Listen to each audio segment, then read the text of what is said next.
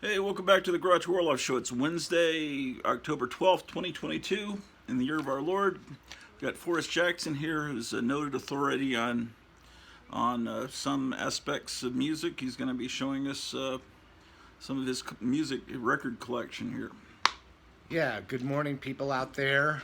Um, it's a lot of fun here and a beautiful morning in Grotuville, California.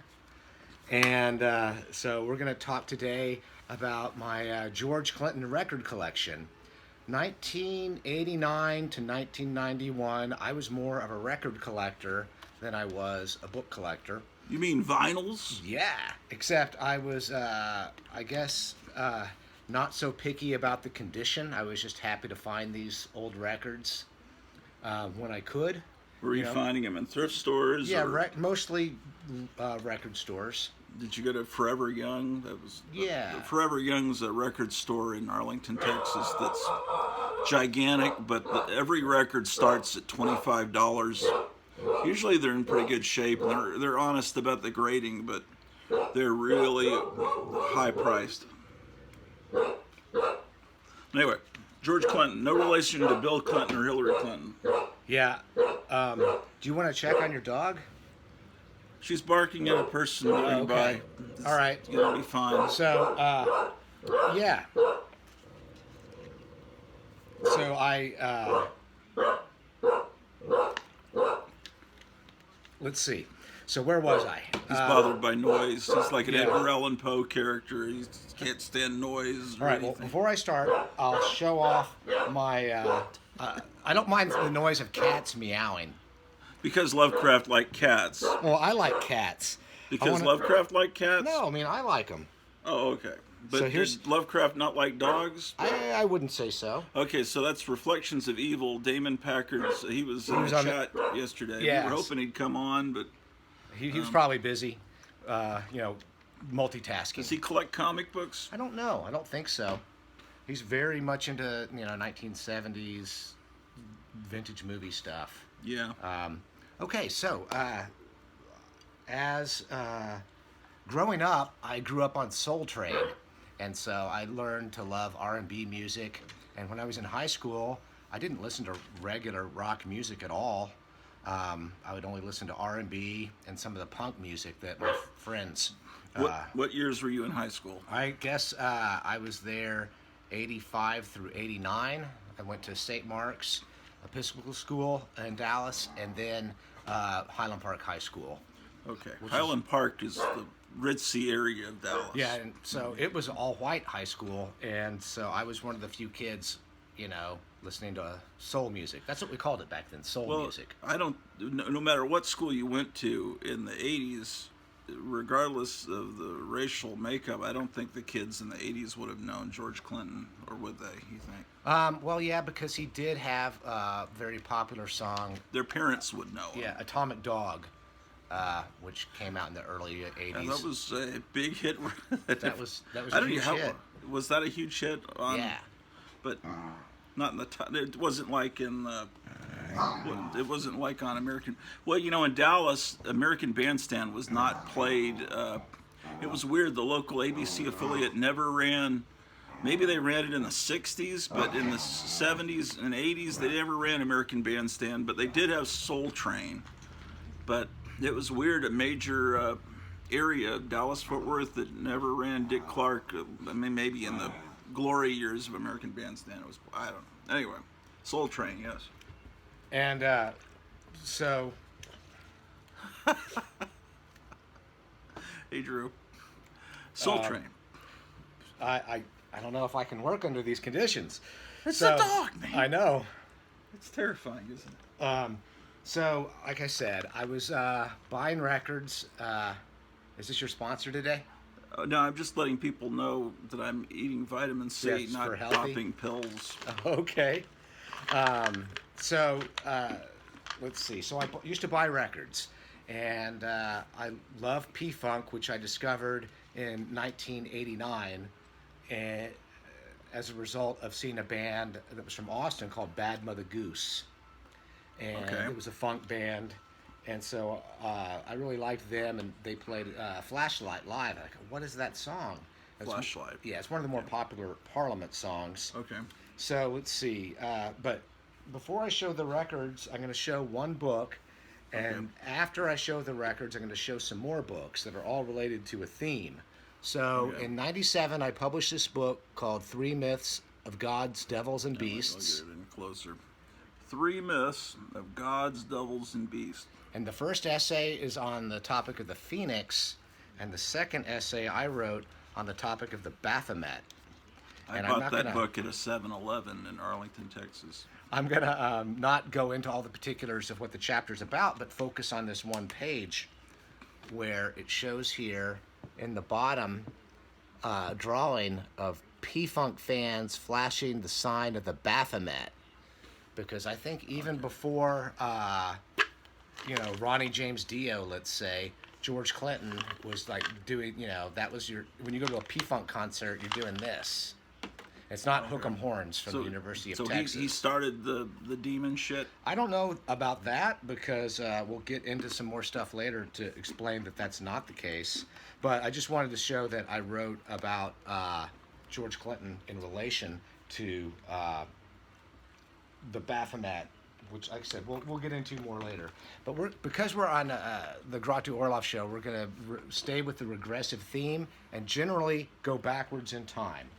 So here's a George Clinton record from the 1980s. Some of my best jokes. So you're going to start today and go backwards? Well, this isn't today. This is the 1980s. Well, to me, that's today. There's the Atomic Dog right there, which was his big hit from the previous record. Show the Atomic Dog. Okay. And so show kind of just. Is it a robot dog? Is that the deal? Yeah, I guess it is. I mean, it's an imaginary dog. So this guy brought science fiction into funk music. Is that the deal? Yeah, he did. Because here's a satellite down here, and I guess a stealth fighter or something like that. Oh, and here's a plane. So this is not one of his more popular records. So we'll just now put it away. And then this is interesting. So are all these records available on YouTube? Can you just stream I think them so. all? George Clinton is less restrictive about his copyright stuff. I heard that in the 1990s, if you wanted to sample him for your rap song, you could call up his production company, and sometimes he would answer the phone and say something like, yeah, for $25, you can sample my song, which is smarter than, say, James Brown or Prince, who were so, not greedy, but so tight with their copyrights. Yeah. And George Clinton being freer with them got his music more into rap. Now, I don't like most rap music. I do like some hip-hop, but I don't hate all rap music. Some of it's good. Most of it I could probably do without. Would it be fair to say he's like the Frank Zappa of funk music? Well, it's really more like this, I'm sorry to say. That the opposite? Not that, but Parliament-Funkadelic is really kind of the Grateful Dead of R&B. Because they do these long, strung-out jams. Yeah, but the Grateful Dead doesn't have a science fiction element. No, I'm just saying for... you compare I would compare it more with the Grateful Dead, not musically, but just because as a long phenomenon. Jams. Okay, and the fandom. Yeah. Okay. Yeah. Yeah, but let's just don't compare them to Grateful Dead. That makes me not want. But anyway, you got to explain, because there's George Clinton, and he started as a doo-wop guy. Yeah, in the 50s. We'll get back to that. Well, but it's confusing because there's so many names. Yeah. So then he forms, and they were called the Parliaments. It was a doo-wop band. Yeah. And then he drops the S and starts doing maybe some acid, possibly. Yeah, I think that he started that in 1968, if I recall correctly. In okay, Boston. So he starts doing this crazy funk music, and it's Parliament. Then it becomes Funkadelic. Yeah, I'll explain all that. But I gotta get it. Okay. So then it becomes Funkadelic, and then it becomes Parliament-Funkadelic. Yeah. And then it just becomes P-Funk. Yeah.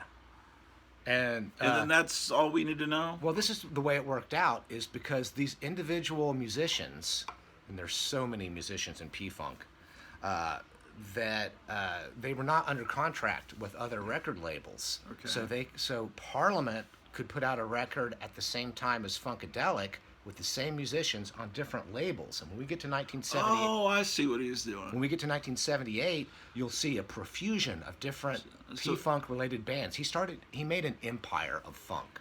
Okay, so he's in all these different bands that are competing against each other, and he's in all the bands. They're not competing Well, against they're each all other. part of the Yeah, same. they're competing against other R&B bands. Is the music related? I mean, are there characters that are continue on Oh, throughout yeah. all the records? Oh, yeah. I remember there's great cartoon commercials that ran during Soul Train, promoting these. If they had ever done an animated feature with that crazy animation, it would have been amazing. Was there ever any film or cartoon made of this stuff? No, not that I'm aware of. But Look at this yeah, shit. here, It looks show the like front a cover. comic book. Okay. This is the last real Funkadelic album, with just called Funkadelic, 1980. And sadly, by this time, they were all so strung out on cocaine and crack Oh. that the music quality suffered some. Well, who was doing this art? Because obviously it's comic book influenced. It Yeah. looks almost like a board game. So it's a great artist named Pedro Bell who did these in like colored. Did he do all these pins. album covers? He did a lot of them for Funkadelic in So particular. Pedro Bell, you said? Yeah. By the way, last night I was struggling to think of the name of a pulp artist. If you watch the live stream, and it turns out it's Hans Bach. Hans Bach. Hans Bach. I thought it was a girl artist, but anyway, if you were watching last night, that's the artist I was trying to think of. So this album doesn't have any particular hits. The P-Funk empire was about to fall apart with people quitting the band. There was a lot of squabbles over money. The most at that time. famous of his musicians is Bootsy Collins with the star glasses. Is Yeah, that I right? guess And he then could he be. had his own solo career. Was Yeah. the solo career considered part of the P-Funk Yes. empire? Yes, And all the records are interrelated? definitely. So we're going backwards in time. So here's 1979. Now, I got to say, about 12 or 15 years ago, I was fortunate enough to to stand in line and get George Clinton to autograph my records, and I got to give him a copy of that book I showed you, Three Myths, and I hope that he flipped through it. He does. He is a reader, so he Okay. probably did look at it. He probably just didn't throw it out. But Okay. he's an extremely clever, witty guy. Sometimes it's like potty humor, but he's always got a quip. So I greatly admire George Clinton. Now, there was a character in the cartoon Soul Train commercial called Sir Nose Devoid of Funk. Is that what that is? Well, no, but this is a different nose because they were just bragging about their cocaine abuse. Oh, is that what it is? Yeah, so they've got these. So this album is called Trombipulation, and trombipulation means the ability to pick something up with a nose. So he's got the elephant nose, and here he's autographed it with his atomic dog drawing. So, And I got to show you the back. Ah! is that George Clinton? Yeah. So this is a science fiction, drug-fueled funk music religion almost. Look at this. No, it wasn't their religion, but they would make these mythologies based on And different things that George Clinton was reading and taking in from pop culture, and so So was he influenced by comics? Have you read interviews with him? and seen interviews. I don't remember him mentioning comic books in particular, Because but there's a lot of comic influence. I yeah, see it's on these obvious that covers. And he's it's got heroes and villains, right, in these records. yes. All right, so that's kind of a plain Casablanca cover. I think Parliament and so this is Parliament, not Funkadelic, but it's the same musicians. All right. So they were probably the second biggest act on Casablanca Records, Kiss being Right. the only one that was bigger. So P-Funk and Kiss did a similar kind of thing. So P-Funk describes all of these different. There's not another group called P-Funk. or P-Funk describes all of the records Yeah. all together. It describes anything that George Clinton's the producer of. Now, Even George the doo-wop records, is that Yeah. considered part of the would he call that P-Funk, I would even say though it's so. from the 50s? Yeah, and back then they wouldn't have called it What that. what makes funk music funk as opposed to soul or doo-wop? What is Yeah. funk? Well, is it the beat or something? Yeah, funk has that, and it's got a funky bass line, and a funky Okay. guitar line, and funky keys. Describe funky. Well, it's just something that you have to dance. Okay. You put it on, and you're tapping your toes, you're shaking your booty, and See, now it means something different to kids. Now it means something that smells or well, something's funky. it used to mean that before this, and Right, yeah, the funk. And Okay. I think it also has like a sexual connotation because you. Oh, it's the smell of a vagina. Well, and also you could That's say of course. funk on the radio and get away with it. Like they used to Okay. play Erotic City by Prince on the radio, where Prince is singing fuck, and I think it's Sheila E. is singing funk. And so they Okay, blend it's a it way together. to get away So- with it. It's yeah. like rock and roll means Yeah. the And sexual jazz, used to be pronounced JASS. I'm not pronounced spelled that way, and that was a euphemism or code word, I should say, for sex. act. Okay. All right, so you talked about Bootsy Collins, and here we go with Bootsy, who was a great bass player who started out with James Brown. Has he passed away? Oh no, he's You're still. saying past I tense. I think that actually I've heard some Bootsy music in 2022 and liked it. So these guys that were like incredibly coked out, right, Yeah. are still alive, as opposed to yeah. Michael Jackson and Prince, who were like Jehovah's Witnesses.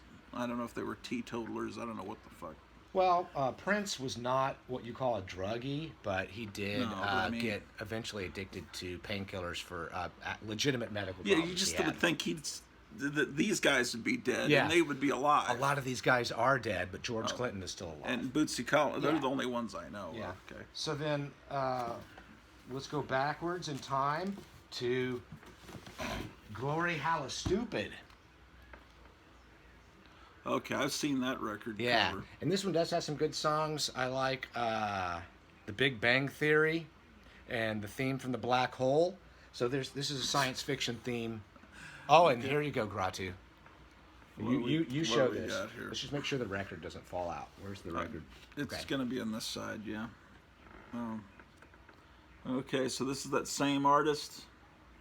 It might not be, because he did Funkadelic album covers, and this is Parliament. Okay. I think it's this may be Overton Lloyd. Let's see if it So, says anywhere Overton Lloyd. Man. Have you read this comic strip? Years ago, yeah, when I first got it. Yeah, this is not Pedro Bell. This is probably Overton Lloyd. Let me read a little bit of this. All right. I don't have my reading glasses. Fuck it. Let's see. It's real tiny print. Jeez. So they were in. I think this is 1979. So they would dress in. These are the costumes they would wear on stage. Like it's very Kiss-like, and Kiss. Yeah. So, but they never had an actual comic book, or like or they would have to be underground. But there was Yeah. never any publication that came out with. Not that I'm aware of. You would know about it. Yeah. 'Cause you'd And be I collecting also, this. we're talking a lot about cocaine abuse, which is a terrible thing. I've seen people lose their whole lives over shit like that. Yeah. But it's my understanding that George Clinton is no longer a coke fiend. But he's no longer making these crazy records. He's still making records, and he's still crazy. But do they have covers like these? No. How old is he now? He, I think, was 70s. born in 1941. Oh shit. Yeah. 41 to 50. Yeah. So he didn't really start getting popular until he was 30 years old as a rock star. That's some great art. Yeah, so here's Uncle Jam Wants You, and they're trying to rescue dance music from the Blahs. Now, isn't there a famous, like, Black Power leader who did a pose like this? Probably. Yeah, I can't remember the name. So this is when he autographed it, and So that's the Atomic Dog. yeah. Looks like Hillary Clinton. Well, she's a Maybe dog. he's secretly related to her. She's definitely a dog.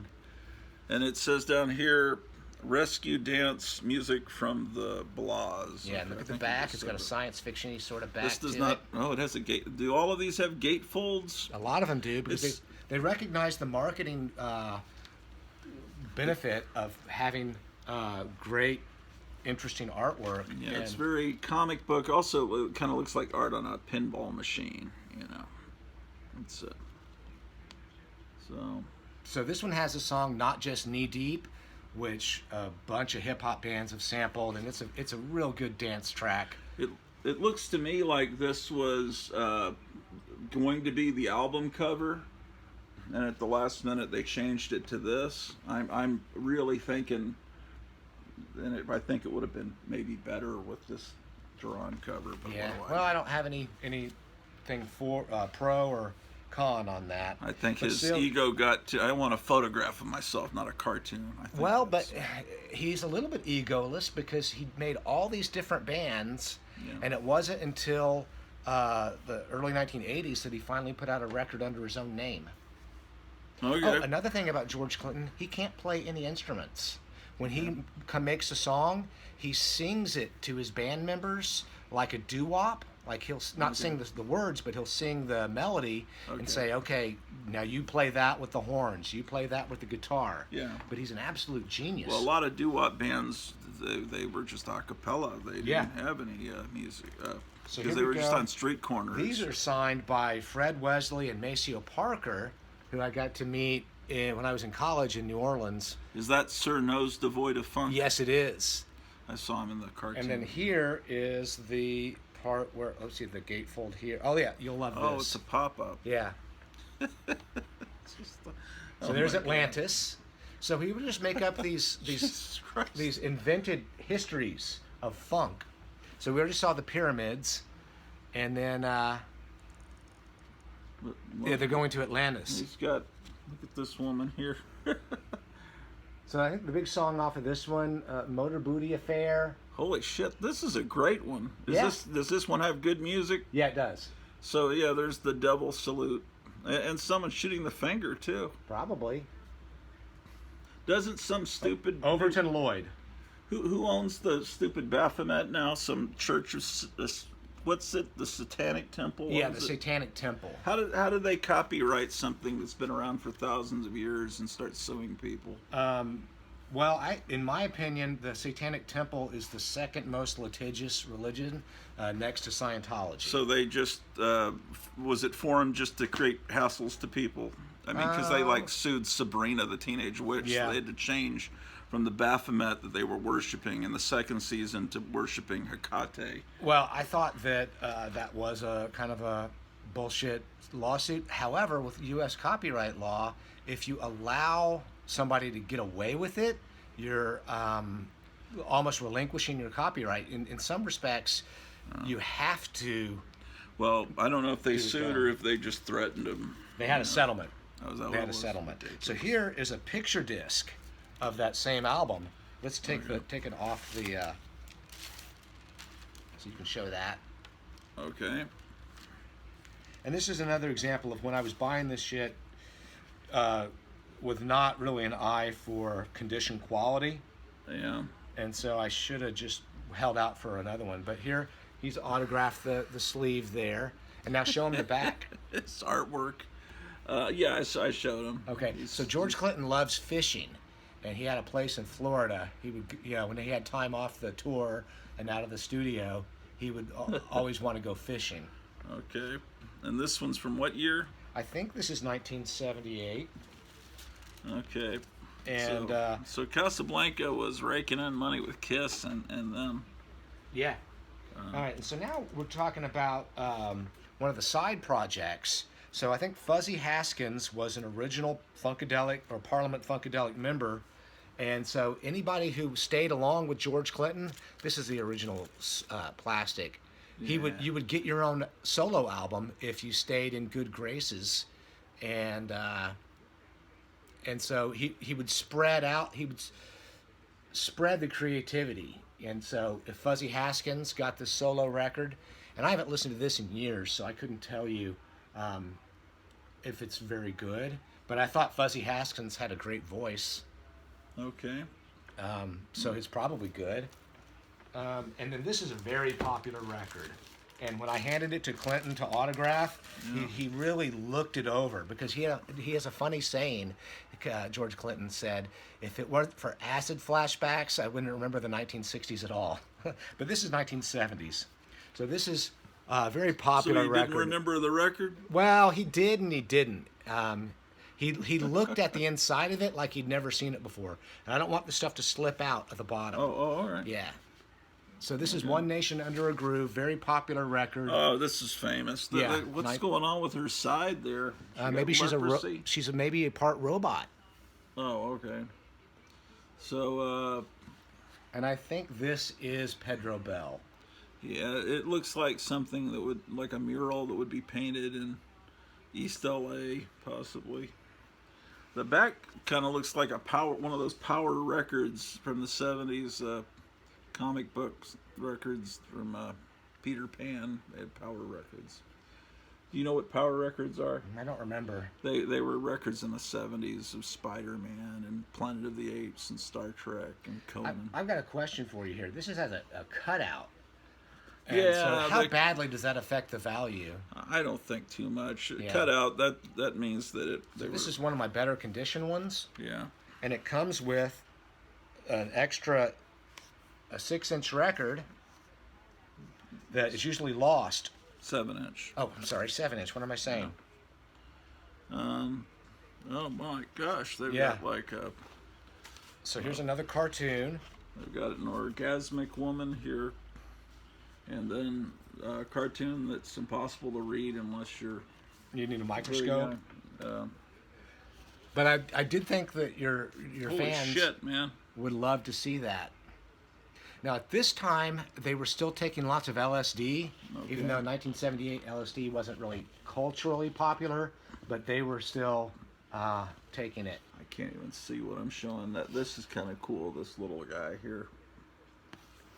Yeah. And whereas I think that cocaine is a bad thing, I don't think psychedelics are actually bad for people. Well, but it's to each your own. I think that adults should be allowed to do what they want to do, but most people, on hard drugs, it can destroy their lives. And George Clinton was never on heroin. He recognized early on that heroin was killing people in a way that cocaine wasn't. The drugs the doctors give you are just as bad. Yeah. Wink, wink. And, so here is another Bootsy Collins record with a little special treat in it. So here, Bootsy was known for these star glasses. Yeah. And when George Clinton tapped him and said, "Look, I want you to be this character," he was like, "Man, I'm not that extroverted. I don't want to do this." But George Clinton said, "It's just a character." You have giant platform boots and stuff. Yeah, big capes. But look on the inside here. You're going to love this. So not only you have another picture of Bootsy there, painting, but look here, if you can see it in the light. Here's some perforated glasses, some Bootsy Collins glasses that you could pop out and then pop out the middle part of the eye and see out of. Yeah. So I'm sure there's some albums that's missing for kids taking them out and playing with them. Were kids listening to this? Who was the target audience? Who was buying these records? It was mostly black audiences, but there was enough crossover appeal to white audiences because the music speaks for itself. So it's got the Kiss and Elton John element, but he predated both of those. Right? Well, yeah, but Kiss was more glam. Kiss was more popular early on than P-Funk ever was, right? I mean, I'm sure the Kiss sold more records. Kiss was more popular, with mainstream audience. So this one's damaged, but not easy to find. It is a side project for his backup singers, these women. They were known as the Brides of Dr. Funkenstein. I don't have that record, but this one is Parlette. Now, it might be pronounced Parlay, but I've heard people in the P-Funk orbit, namely the son of one of these singers, and he pronounced it Parlette, from what I recall. Is there long interviews with George Clinton on YouTube where you can listen to him talk about all this? So that's very pinball-looking art. Yeah, and science fiction and disco at the same time. Which is all. So this song, this had a good song called "Cookie Jar," and here in the upper corner you can see the mothership. Although I guess that's not the mothership. That's just a regular flying saucer with George Clinton in it as like a seal of approval. And so, like I said, I like at least one of the songs on here. So you've never heard "Brides of"? Oh, I've heard it. I just don't own the record. So now we're going back to Fred Wesley and the Horny Horns, and I got to get them to autograph it. I got to sit in with an interview with Maceo Parker at the Tulane radio station. Who's Maceo Parker? He's a very famous saxophonist. Okay. He was with James Brown and also with Prince. Okay. He's great. And he was very nice and accommodating. And then also, What? Fred Wesley autographed it. He was nice. And this guy, Pee Wee Ellis, I think is his name, he was not so fan-friendly. But I understand. You hand a guy a record that's years out of print and ask him to autograph it, he's not going to get any money out of it. So some people don't care about autographing. And this is a promo copy. Then the next shit he does, then he has one less fan buying it. Yeah, and it could have been a bad night for him. You know, he could have been tired after playing and not wanting to. I'm just saying he was just a real frowny face when I asked him to autograph it, but he did. Okay. But Maceo Parker was so gracious that it really made up for it. Okay. And so I ended up, like you said, I ended up buying Maceo Parker CDs. So Fred Wesley and the Horny Horns is part of P-Funk? Yeah, that's a George Clinton produced album. So anything he produces is P-Funk? I would say so. But he never owned his own record label?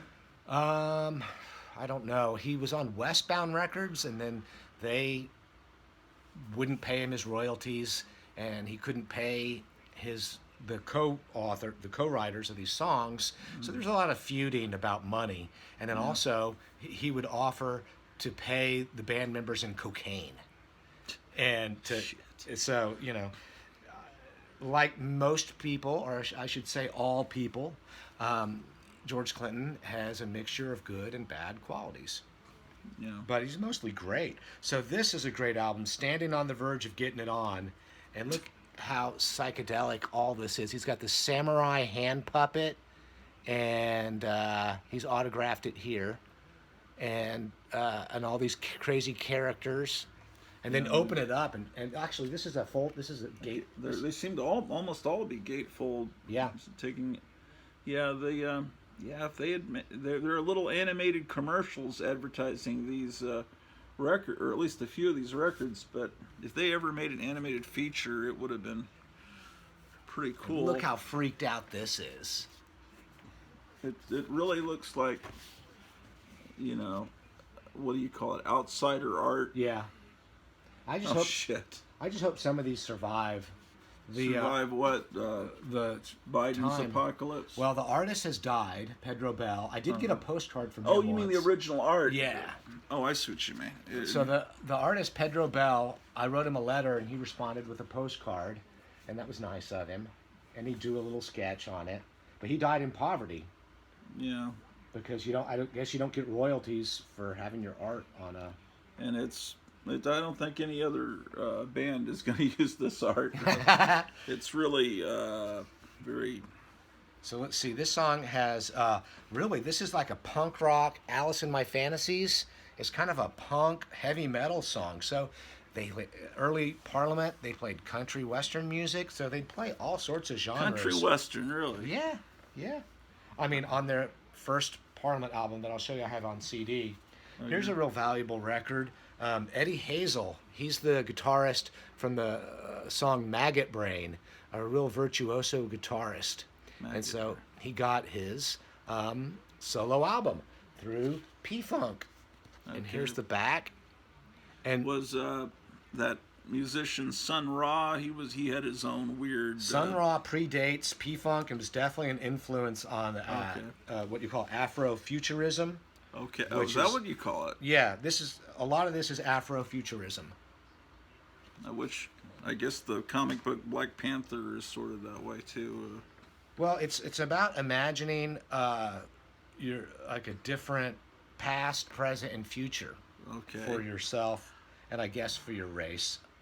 Okay. Here's That's another. what the Black Panther comic is. Here's another example of not buying for quality, because this is a terrible defect down here. It gone through like a flood. Yeah, Looks like. but he did autograph it, so I hope that ups the value on if I ever have to sell these. So this is hardcore. Why would you have to sell these? I said if I ever have to. So this is Hardcore Jollies, and it's got some good songs.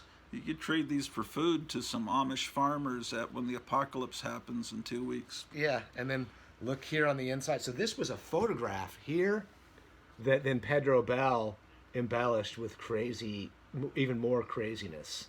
The U.S. Funk Mob, it says. So here, show that. You can show it better. Okay. And the perspectives on this are wild. Look at this. This is... Yeah. I mean, it's all sorts of... It's... slammed together. It's fun. I mean, it's you really can't call him a good artist, but it's fun. It's very much outside. Yeah, of art. I agree with you. I mean, I guess it's good in a way, but it looks like a mural in East LA or someone.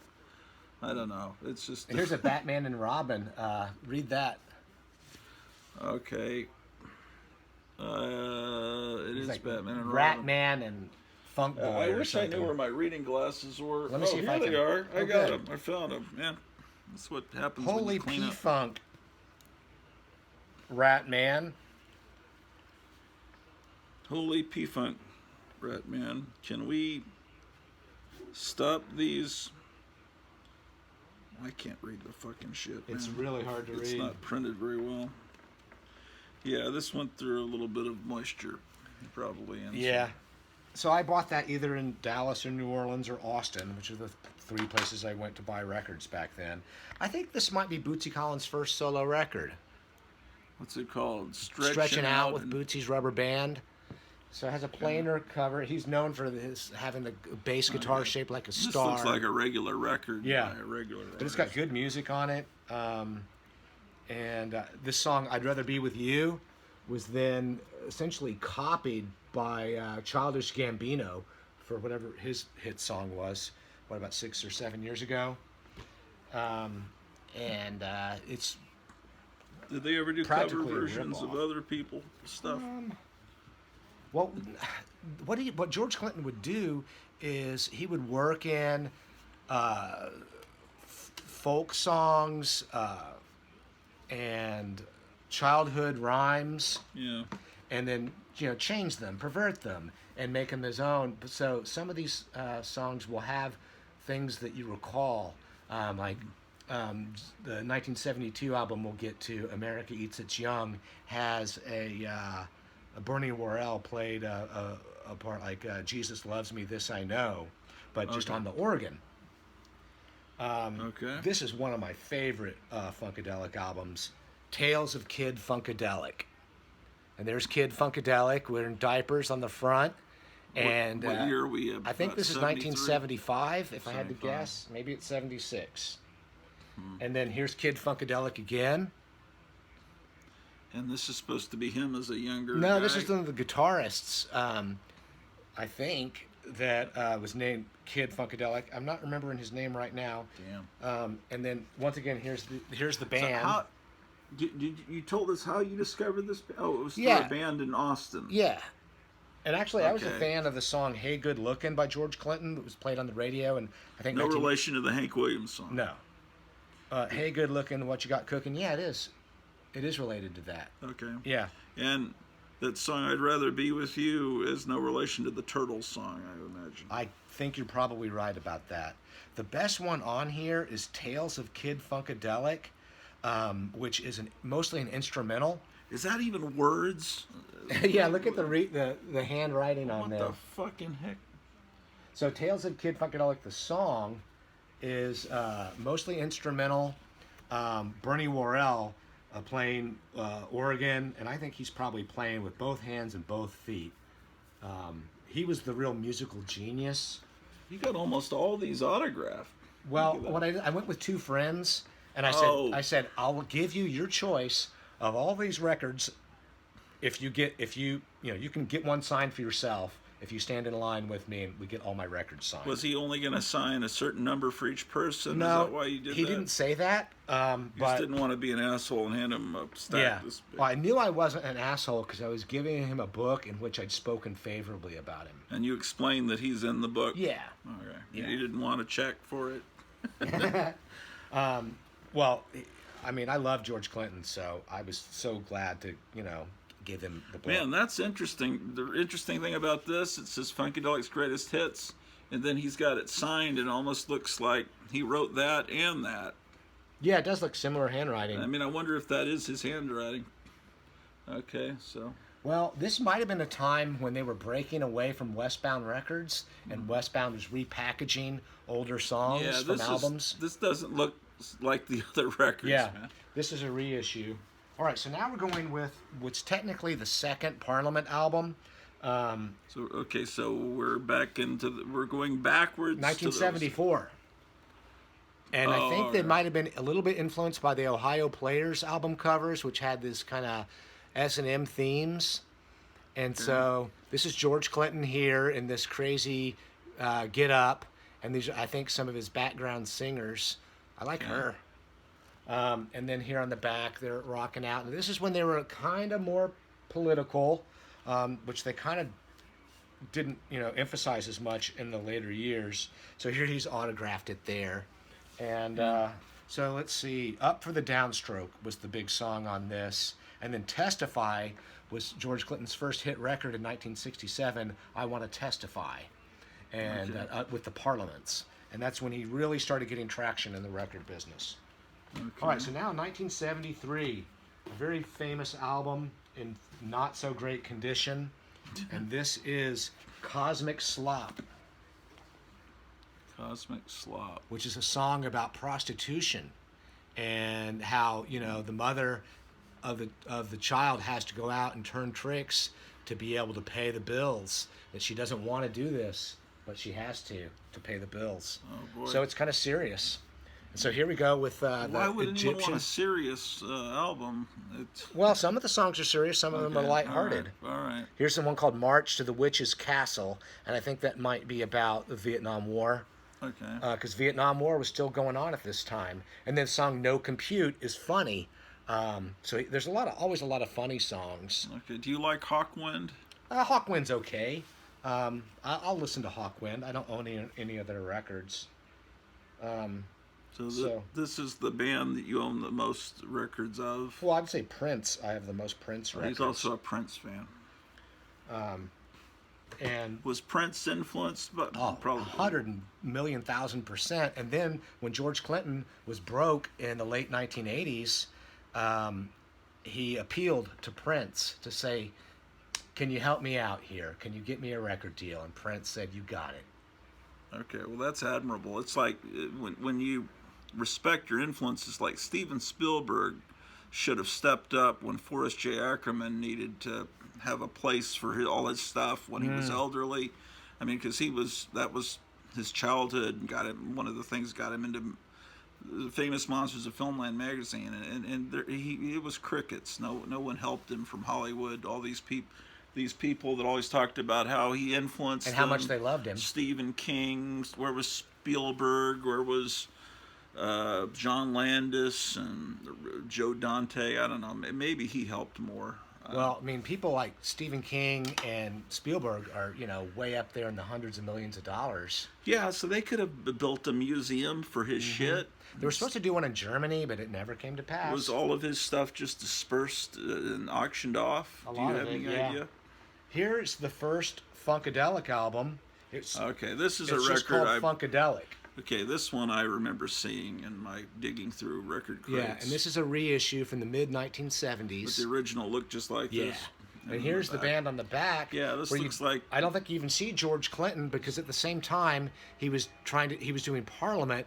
And it was before they were acknowledging that they were trying to make multiple bands on multiple labels. Okay, so he was hiding himself. Yeah, but he was the main man behind this. So this is a great funk So album. how many records do they put out every year? I can't keep count.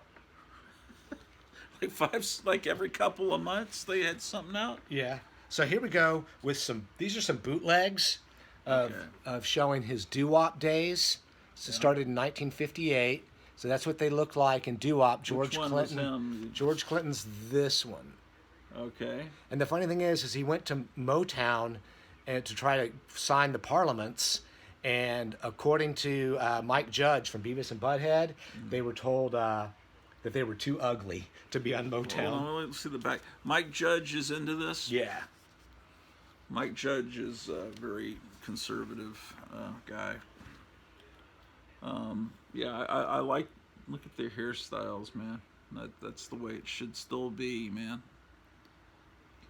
Which one is George Clinton? Let me see. This one. Which one? This guy here? This guy. This guy? Yeah. Oh, wow. He was a hairdresser. He was a barber. Oh, did he probably did everybody's hair? Yeah, and at the barber shop. Man, I love doo-wop music. You know, We'll put this on later. These collector idiots, apparently doo-wop was really big with collectors for a while, and now it's not as hot, you know. And so, shit. Here's another bootleg. People are stupid. 1967 to 71. Obviously, this is from the early 1960s. It looks like he has like a Letterman jacket on or something. It could be 50s even. He looks a little older there. Okay. Yeah, I mean, it could be early 60s, but it's amazing how much between 1960 and 1970 culture changed. Yeah. So if you flip it over, there's 1970. That's actually. I prefer the early probably version. like 1968 or 69. Man, this guy looks like Barnabas Collins, man. Yeah. If they did a Blackula version of Dark Shadows, you know, he should be Barnabas Collins. And I don't remember his name. I think that might be Eddie Hazel. Which one's George Clinton? He's not on there because he was hiding out. Right. That's the Funkadelics. Which one is it? Is he on the front again? This one. Okay. So I don't think he was This too guy's ugly. pretty cool looking. Look Yeah. at this guy. I didn't see that they were too ugly for Motown. I don't know. Motown was pretty slick. They probably wanted guys to look like Sidney Poitier. So now we're going to go to some that I never purchased on record because I had them on CD. And these are super... CD is... Everyone hates. These are super important funk albums. I'm just going to go out of order here a little bit to show you... Damn. Oh, that's a famous one. This, I think, is the best P-Funk album. So... Mothership Connection. Afrofuturism. You get in close enough, it's almost like you're looking at a real record. So they recreate the gatefold and everything. Open it up and see. No, they don't. So the record would have had something inside. Yeah, I guess. Oh shit! You still got to get these records. I guess I do. And here's one that had. I think this has the Flashlight song on it. Funkadelic versus the Placebo Syndrome. That was one of those commercials I saw on YouTube. So open it up and you'll see that here he's got the bop gun, and he's shooting the pimp, Sir Nose, devoid of funk, and then he turns him into. Funketeer. A pimp turns into this guy? Yeah. And the Funketeer is like a superhero? I'm a Funketeer, aren't you? Explain what a Funketeer is, man. Just somebody who loves P-Funk music. Well, I'm learning about. Yeah. And here is a Dr. Frankenstein theme, Dr. Funkenstein. So he would always add to the mythology. He would create a thing. What would it cost to buy this record in good shape? I don't know. A real record. I do not know. But this is important because on their stage show, for they would fly a UFO over the stage and land the UFO, and then George Clinton would emerge. Okay. You've got it. If you get a chance to see P-Funk live, I recommend it. Are there live concerts filmed from back then? Some are. Yeah, there's a Houston, Texas, was a professional release.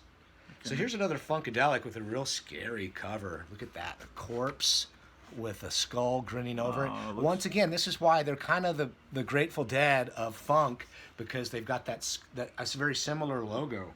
Now, I don't like the Grateful Dead. How do you mean a similar They have logo? that skull, the Grateful Dead. Is the skull all throughout these Funkadelic? A lot. But, we've been looking at Parliament and offshoot bands, like Linda too. Blair there. This right after The Exorcist? This is probably 1973. Yeah, that's what they're doing. Yeah. And so let's take it to the stage. And then another one, Chocolate City. this was kind of political. Some people think has the first rap song, but I don't think it's rap. He's just talking over the song about saying that we're going to turn Washington, D.C.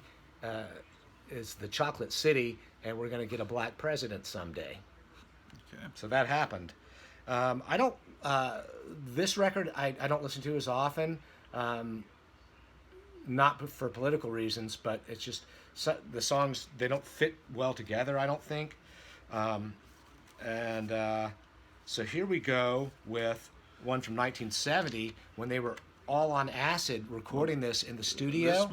To me, this is their most famous album cover. I've seen this a lot. It's called "Free Your Mind and Your Ass Will Follow." Yeah, that's the song I know. Isn't that their biggest hit? No. That's the one everyone knows, though.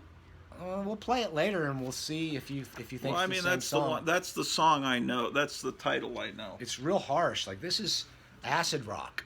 This is a lot of rock, because they came. P-Funk also came out of Detroit, where they were seeing Iggy, and they were opening for Iggy and the Stooges and MC5. Oh, okay, right. They were very much rock. Yeah. Band as well. So there's that one. There's that one, and here's the first Parliament album. Came out in 1970, but this is not what the original album cover looked like. This is the first issue of the compact disc.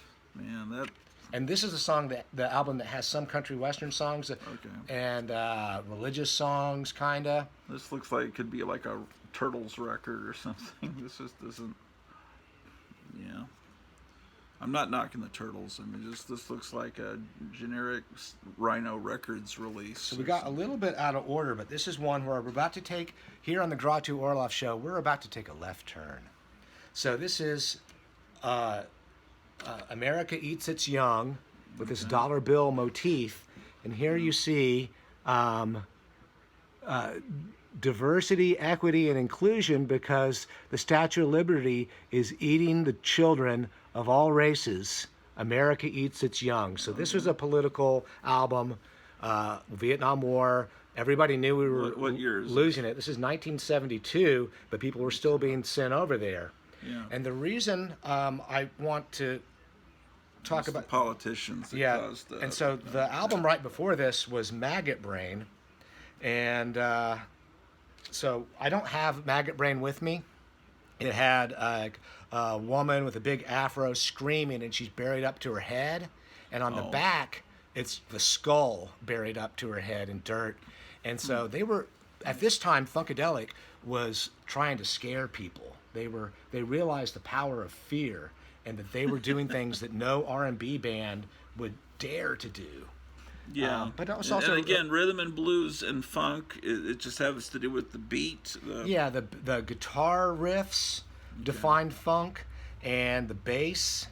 I can't play any instruments or read music. Mm-hmm. I just know what I like. So it's hard for me to speak on these things. You tend to like funk, and funk is my favorite genre.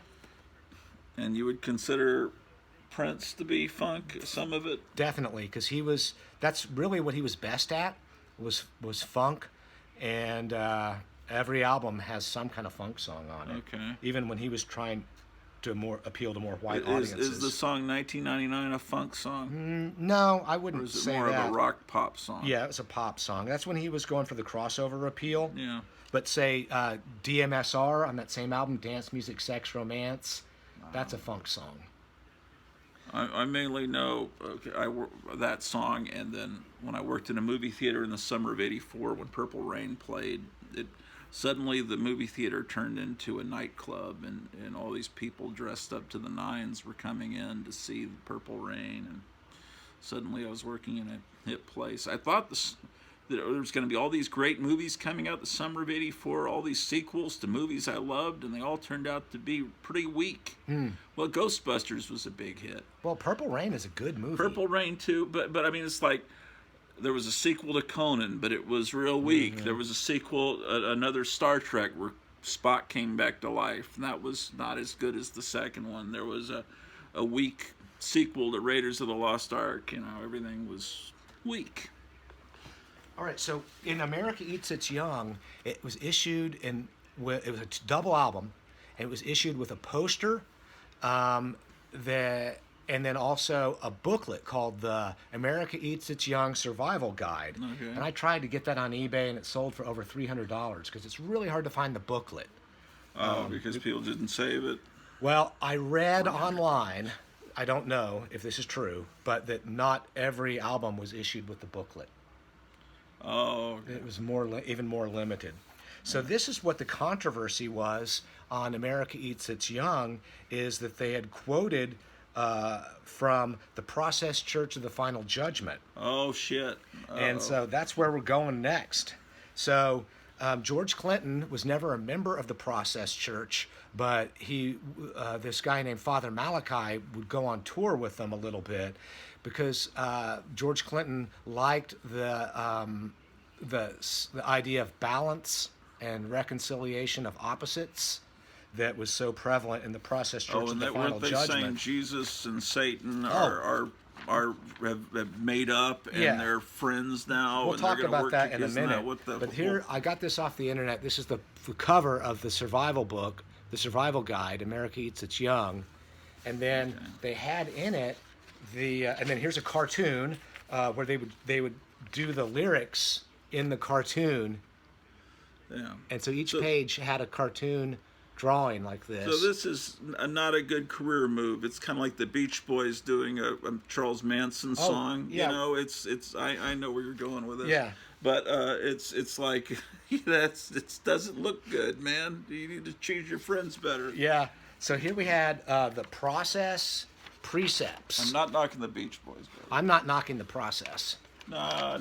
The Process precepts. And so it says, the law is, as you give, so you shall receive. 2, the effects a man creates are created upon him in return.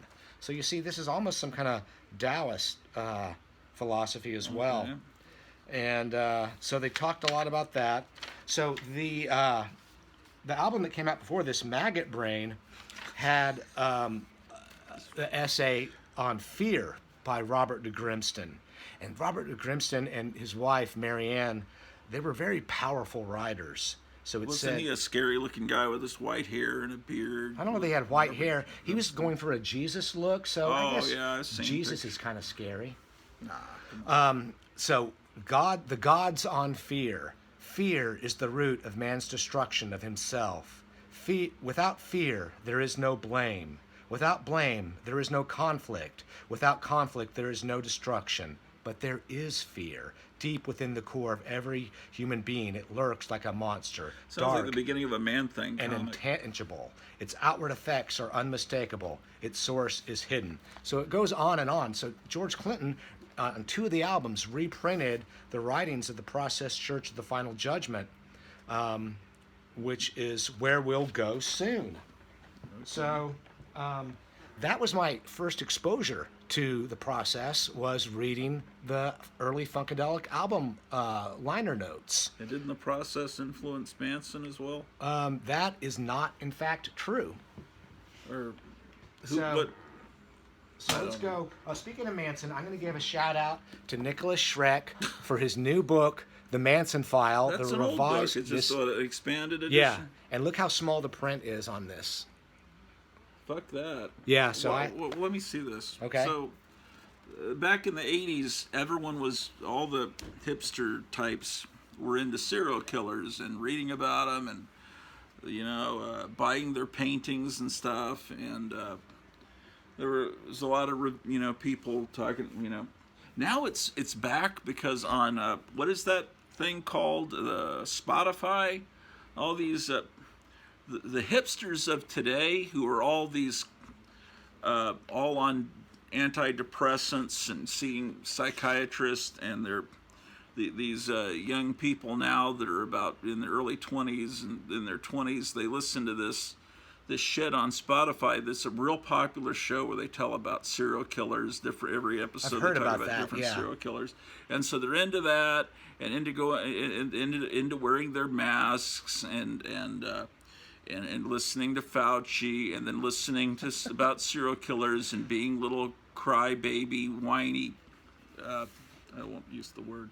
Anyway, he's got it autographed by Nicholas Schreck. Nicholas Schreck is this weird guy with one ear. I think he had his ear cut off. He's a Satan guy that used to be. He used to be a Satan guy. Now what is he? Well, hold on. It says here, to Forrest Jackson, to a fellow admirer of pale female flesh, because in 1998 I got to meet Nicholas and Zena Shrek, and I had a super crush on her when she was on those Geraldo and Sally Jessy Raphael TV shows. That's the daughter of Anton LaVey. Yeah. She has blonde hair. Because I'd written critically about Anton LaVey in that Three Myths book, I'm not going to say I wrote negatively about him. I criticized him. Yeah. The people who'd read the book who were in the Church of Satan didn't like what I wrote, but she ended up hating her father, and so she loved the fact that I was critical about him. And I met her and photographed her to be on the cover of the 4th issue of my magazine, and I never made the 4th issue. So I feel like I let her down, but put it out now. He made a magazine called Heliophobe because it was all about women with pale skin, because he's into these goth vampire women. I love them. So here in the Manson file, Nicholas Shrek proves that Charlie Manson was not influenced by the process before Tex Watson and the girls went on that killing spree. But you're not making people want to like Well, hold on. How is the connection? So there is no connection between Manson and the process. Well, there was after those murders. There's a connection, but not before the murders. Oh, okay. So we're going backwards. They're still all the same. We're going backwards in time, and here we have an autobiography or a memoir of a woman who was an original member of the process.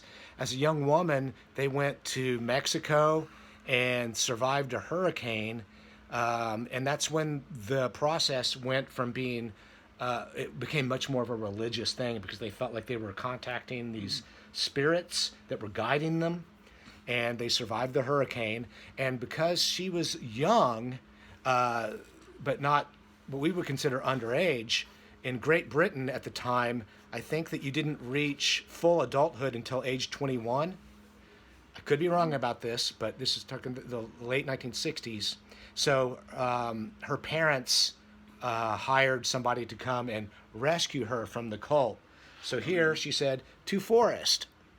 And it's a good book. I recommend it. She's since passed away. So the process was basically a satanic cult? That is also incorrect. It was a Scientology split-off group that used satanic imagery and some degree of philosophy using as satanic a shock imagery value. And trying to shock people with it. To effectively, they appear to be a satanic group, and then by George Clinton quoting from them. So you're saying the Bible is satanic because Satan figures into the Bible? No, it's not like on the cover of the Bible a picture of Satan. I mean, no, that's not.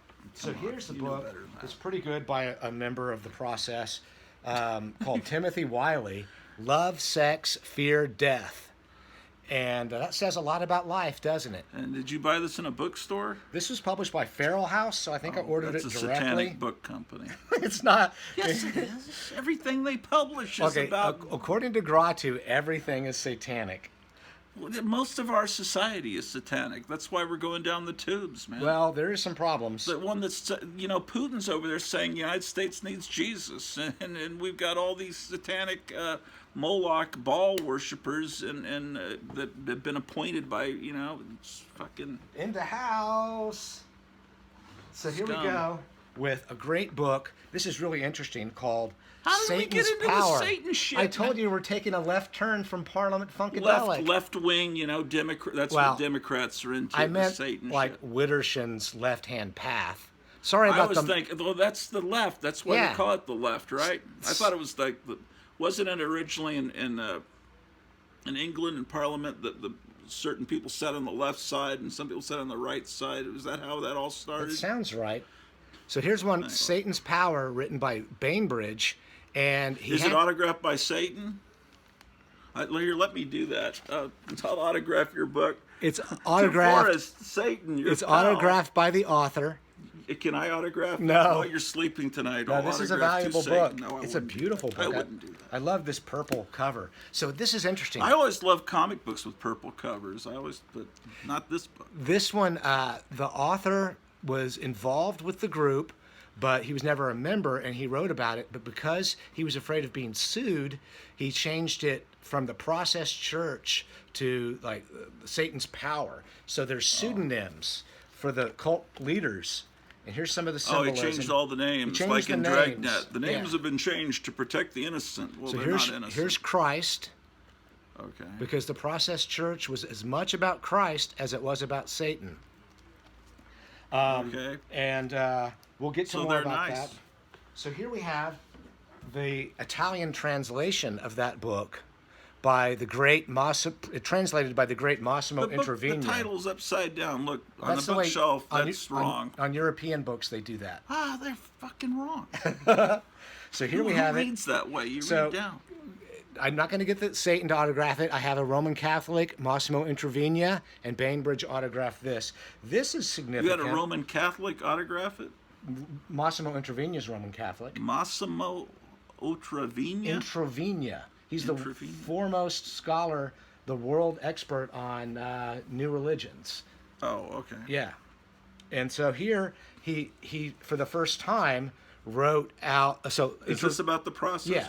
Introvigno is a lawyer, intellectual property lawyer, so he knew he could get away with. Here in the introduction, it's in Italian, but he talks about how the pseudonyms of the people written about in Satan's Power were then described their real names. Does that church still exist, the Process? Well, kind of. What you would like about it is when the Process Church of the Final Judgment disbanded by 1974, I think, the people who split away and stayed together started the Best Friends Animal Sanctuary, an animal rights group. So I would like it because they like animals? Well, in particular, they worship their dogs. Okay. The Process, they had these great big German shepherds that they took better care of than they took. So when they went to Mexico and lived on the beach, all the people were just starving, but they kept feeding their dogs. Okay, well. So you'd like that. So the real smear on the Process came about in this work of halfway fiction, The Family by Sanders. Yeah, I have that book. Which gets as much wrong about the Manson case as it could. So in it, he wrote a chapter about the Process, claiming that they had an influence on Charles Manson. Well, the Process sued the publisher and got the chapter removed. You have the book club edition that has the Process chapter. I don't. I have it. Yeah. Oh, okay. I saw it on your shelf. Do I have the? I don't have the dust jacket. No. But you've got the book. And does this have the? Yeah. So this is the first edition, and in England, where the legal system is different, and they still hated the Process Church. Yeah. They. Well, what's there like about them? They did not prevail in getting the chapter removed from the English edition. Yeah. All right. So let's see here. Here we have a guy out of Italy named Alessandro Papa. How many books you have on this fucking thing? I thought this was not only about comic books, but we're going to get to some... It's true. I'm not knocking the books. I'm just saying I didn't realize there were this many books. We're getting out some about comics. So because they didn't register their copyrights, this guy could reprint a lot of the original Process stuff. So originally the Process Church was split off from Scientology, called Compulsions Analysis, and then it formed into a religion, and they figured we'll take Christ and Satan and Jehovah and Lucifer and make them personality types. So it's not that they were worshiping these as deities. They were saying, if you have this particular personality type, like if you're what you would despise as progressive, then you would be a Luciferian. But if you were somebody who's very rule-bound and strict, you would be a Jehovan. And if you were like a wild party man, like I used to be in my boozing days, you might be considered aligned with Satan. And then Christ was considered to be this unifying element, because if Jesus Christ said to love thine enemies, and his enemy is Satan, then the resolution is to bring them together in the end times. So they were going about trying to create the end times. Yeah. That's the final judgment. Like Democrats. Yeah. Right? Shutting down pipelines. So here and we have a provoking book wars. also published by Feral House that talked about that had preprints of their original magazines. Oh, okay. And so that might be interesting. Yeah, so here's process number 4 on the subject of sex. And they had this process logo, which is 4 P's So these- interlocking, but people thought it looked like a swastika. So this would be sold. These magazines would be sold in head shops. More than No, likely to on the hippies. streets by the cult members. To hippies. Who Yeah. would buy these things? And Hippies. they said that people would pay them the money just to get them out of their face. Like, leave me alone. So this is a good How book. much do they This is- sell for? The price? I don't remember prices the on the covers. I will look. I don't remember the amount, but according to Timothy Wiley, they had print runs of 200,000 copies, and they are hard to find now. Damn. So here is a really rare one that was almost thought not to exist anymore. This is published in Italy by Alessandro Papa, and here's process number 1. And I read that, and it was really pretty boring. It was all about economic issues in England. So it's before they were a religious group, essentially, when they were a spin-off from the Scientology. And this is how the process started getting a bad rep. Look at the back cover, though. That's one of those little So models? here we have the Alpha and Omega, and we have Christ with the serpent on the cross, and we have the process symbol here. So they started playing up this kind of fascist look, which didn't, age well for them. But they were really actively trying to scare people. And that's why they used the Satanism And stuff. how does that help? Why do they want to scare people? All right, well, let's talk a little bit more about Scientology and one of the. Is that really wise to talk about? Well, I'm just saying one of the things that Scientology is good for is in their auditing. If you have an emotional hang-up through the auditing process, it can help you get over something. But the bad thing about the Scientology is they want you to pay every step of the way, and as you get further into it, it's just going to be more and more baloney. Yeah. So they split away really from Scientology and started their own thing, and that pissed off the Scientologists who started a bad-mouthing campaign against the process. So here we go. This doesn't. That's not a really good look for a religion to have this shit on images on your stuff. So here we have the assemblies and hymns of the process. When they did become a religion, they had their own rituals and songs and setups of so they would have, say, the sacrifice. Well, why do they have shit from communists and Nazis in their stuff? It might not be for it. Oh, it could might be against it? but it also- I thought these are reprints of their magazines. Yeah, they're trying to shake people up, trying to shake people out of their normality. Yeah, this is fucking blasphemous stuff. So this is They have nice production design on their photocopy. magazines. Well, that's what's going. That's what I'm showing you next, because Was Mick Jagger? Did he get into this stuff? they interviewed him for it, and of course he had the sympathy for the devil, and they all got into. they all dabbled the in hippies were getting into that Satanism. Satan shit, and Aleister Crowley was on the cover of Sgt. Pepper.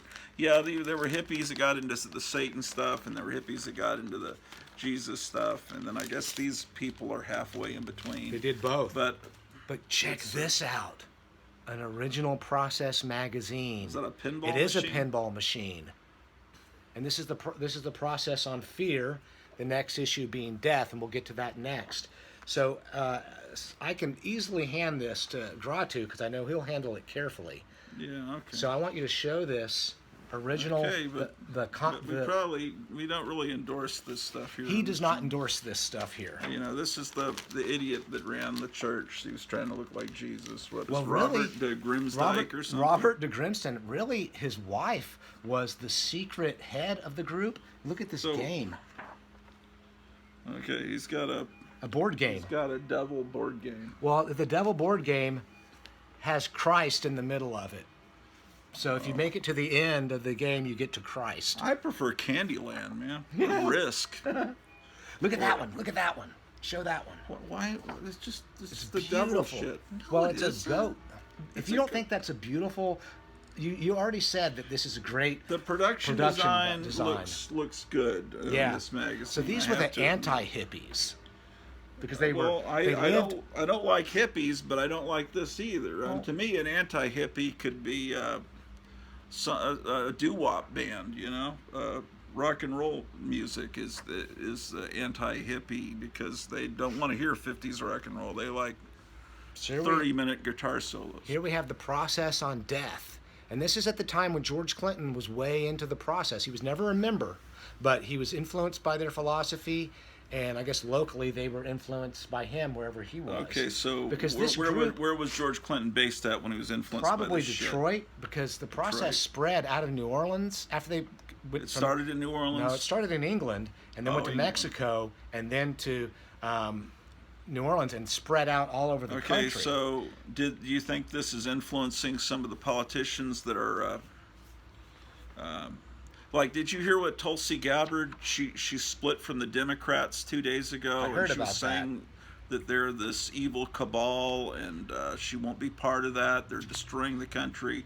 And all of this from Obama on, the Clintons, they're all influenced by what is that fucking Rules for Radicals, and it's dedicated to Lucifer at the front of the book, and that was something Hillary Clinton wrote a big essay on this guy. They're all into this satanic tearing the country apart shit, So here we And have- I don't think it's cute. This is an advocate for Jehovah. So this guy, Joshua, his cult name, wrote about Jehovah. Yeah, but look at this fucking guy. This is not someone you would trust. You don't want to go to church and look at a guy like that, man. I don't want to go to church to look at guys for any reason.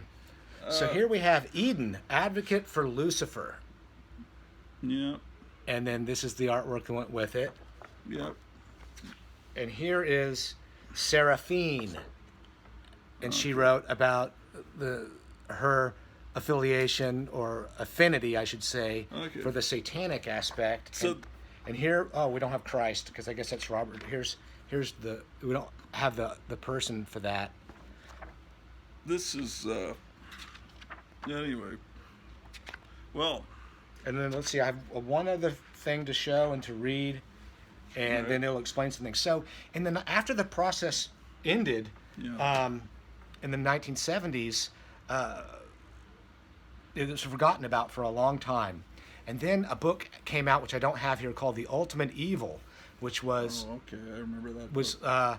a bunch of made up crap saying that the process was a secret assassins cult responsible for the David Berkowitz murders. Well, and that's 100%. You know that this isn't true. Yes, it was the journalists interviewed these jailbirds who were just making shit up, and then it got published. This is during the time of the Satanic Panic when you could show the comic. They've got a Hulk comic that what have they changed the dialogue? Is that what they've done? Yeah. Seems like they would have gotten sued for this.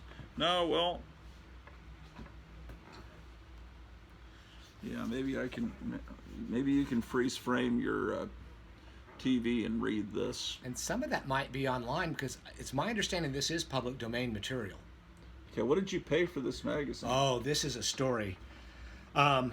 I worked at Bookstop in the early 1990s, 93, 95, 96, in that time period. That was a new bookstore. I don't know if discount that was bookstore. nationwide, but it was in the Dallas-Fort Worth area. Yeah. And so a customer came in and somehow we got on this topic. He said, "Oh, I've got these magazines. I want you to see them." How old was this guy? He looked like he was in his 40s. Okay. And so he let me borrow the magazines, and I enjoyed looking at them and showing them off to people. And then I called him, left a message. Hey, thank you for showing your magazines. I'm ready to return them. Called a second time, left a message. Weeks went by, called a third time, and I said, "Hey, look, I'm going to have these magazines up at the bookstore in my cubby," because you had a little cubby hole in the back for your backpack or whatever. Yeah.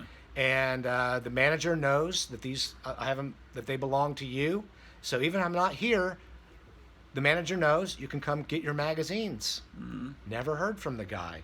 So I tried to return them to them, but at a certain point, I And kept what year them. is that from? 1971, because this is And the one on and death. how many? I want to show How you the many one did on he loan death. you? These two. These are two of the more popular ones. And you asked about Charles Manson and the Church of the Process Church. What is the deal with? Yeah, I guess. I'm trying to find it. I remember around this same time, in the early '70s, there was this series of magazines, and then they later turned into books called Man, Myth, and Magic. Yeah. Was that Cavendish, I think. was that to the same kind of market of Well, there was satanic after hippies? Rosemary's Baby, there was a big explosion of occult interests. And then the Exorcist and all that. Yeah, that was one of the horrible things about the '70s, is all the devil shit. It even got into the comics. Although I read those comics like Son of Satan and Ghost Rider. This is the controversial thing, because the Process members went to visit Charles Manson in jail, and they asked him, "Why do you say that you have anything to do with the Process?" And because at one point somebody asked him, "Do you know Robert de Grimston?" And Charles Manson said, "I am Robert de Grimston." Because he would just fuck with people interviewing him. Yeah. So here we have Manson talking about death from this hippie perspective, and then this Malcolm Muggeridge was a conservative guy writing about the subject death from a Christian perspective. So this did the Process no favors, because then after Vincent Bugliosi convinced the jury of his helter-skelter fantasy, then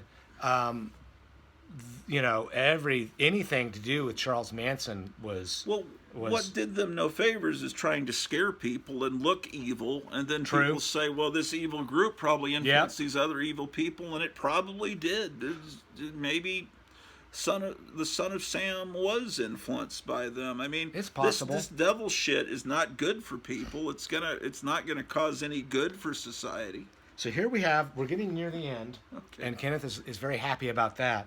So this is a DVD called Sympathy for the Devil, which is a documentary. You lent that to me about 7 years ago, and I think I made a copy. Okay, I swear, because I watched it with Cleo, and I don't think she appreciated it. This is the extra cool one, because it's got the little inserts. Are those real autographs of these guys? So we have the filmmakers. Timothy Wiley, somebody else. Lucian Greaves is in this, so he autographed it. And here's some postcards that, of course, I'm going to keep and not mail. But you can listen to this Parliament-Funkadelic and not be too worried about this satanic shit. After 1972, George Clinton didn't have much more to say about the Process. So is the Satan stuff? What records is the Satan stuff in?